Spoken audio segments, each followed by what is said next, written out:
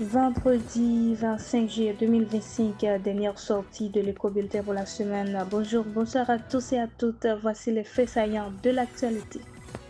Le jeudi 24 juillet 2025 à 15 une opération qualifiée de musclée par les autorités locales a débuté aux alentours de 7 heures du matin et visait plusieurs zones sensibles, notamment Bello, Nakoupi, entre autres. Ces localités considérées comme des bastions du gang ont été prises d'assaut simultanément. Plusieurs bandits ont été tués, a confirmé le maire Jean Massillon, toutefois sans préciser le nombre exact de victimes.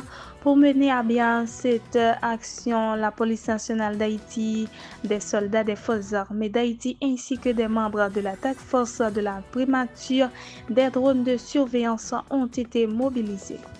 Le conseiller président Leslie Voltaire, accompagné du ministre de la Culture et de la Communication, M. Patrick Delatour, et de son Excellence Shen Haowu, ambassadeur de la République de Chine Taïwan en Haïti, a exécuté une visite le jeudi 24 juillet dans les locaux de la Télévision nationale d'Haïti. L'objectif principal de cette visite était d'évaluer l'état des infrastructures, des équipements techniques ainsi que les conditions de travail du personnel de la TNH. Il s'agissait également de discuter des possibilités de coopération entre la République de Chine, Taïwan et Haïti pour renforcer les capacités techniques de la chaîne nationale dans un souci de modernisation et de valorisation du service public audiovisuel. Le conseiller président Gérald Gilles, responsable du chantier santé au sein du conseil présidentiel de transition, s'est entretenu le jeudi 24 juillet 2025 avec M. Shen Haowu, ambassadeur de la République de Chine Taïwan en Haïti. Ils ont échangé à la villa d'accueil sur le projet de création d'un centre oncologique national. Ce projet ambitieux vise à garantir un accès équitable aux soins de qualité pour les personnes atteintes de cancer, mettant l'accent sur le dépistage précoce, l'amélioration des traitements existants ainsi que le renforcement du soutien psychosocial aux patients et à leurs proches.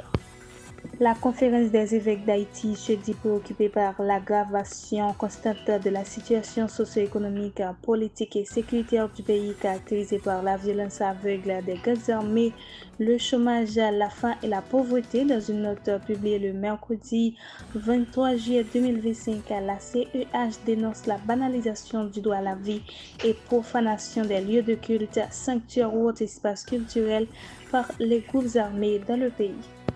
Un homme d'origine haïtienne a été condamné aux États-Unis 2 ans et demi de prison le mercredi 23 juillet 2025 pour contrebande d'armes à feu vers Haïti. Jean Wilton, jeune 57 ans, plaidé coupable en avril d'un chef d'accusation de contrebande. Il devra également effectuer 2 ans de liberté surveillée après avoir purgé sa peine de prison ainsi qu'une amende de $20 000, a indiqué le bureau du procureur américain.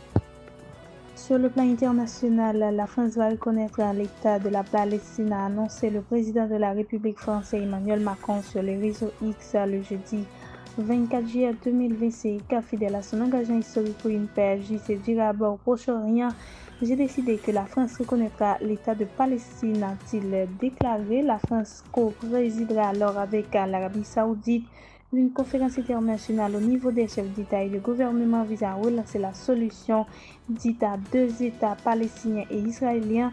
Cette conférence initialement prévue en juin va être rapportée à la dernière minute en raison de la guerre entre Israël et l'Iran. Chers amis internautes, c'est ici que prend fin le bulletin d'aujourd'hui. Merci de l'avoir suivi. Bon week-end à tous.